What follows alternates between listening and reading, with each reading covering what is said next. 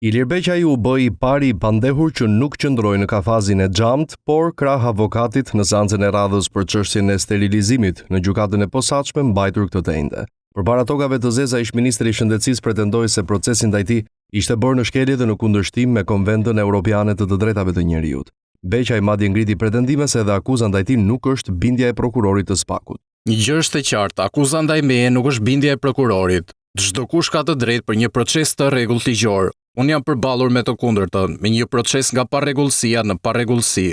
Ish-ministri I Shëndetësisë vijoi më tej duke renditur pretendime që sipas tij kanë cenuar të drejtën në mbrojtje, duke deklaruar se SPAK I ofroi akses në dosje me pagesë. Ne kemi pasur mundësi të shikonim 2% të dosjes hetimore dhe këto kanë cënuar mbrojtjen efektive. Një I pandehur nuk duhet të detyrohet me shtrëngesë financiare për të njohur me akuzën. Ajo që dua të them, edhe pse në plan të parë s'ka lidhje me këtë moment procedural, kjo barrierë financiare krejtësisht e palishme. Duke përsëritur kërkesën për pushimin e çështjes, Beqaj e cilësoi kallëzimin e nis posturje mbi bazën e të cilit nisi hetimi për çështjen e sterilizimit si të pambështetur në prova konkrete dhe të bazuar në supozime e pretendime politike.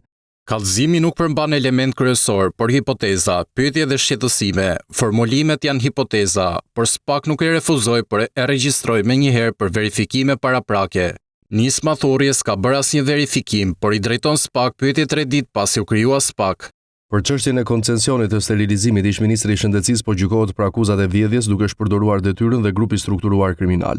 8 pandehurit e tjerë, përfshirësisht zëvendës ministrin Klodian Repaj dhe biznesmenin që fitoi koncesionin, Ilir Rapaj, janë dënuar në proces më vete me gjykim të shkurtuar.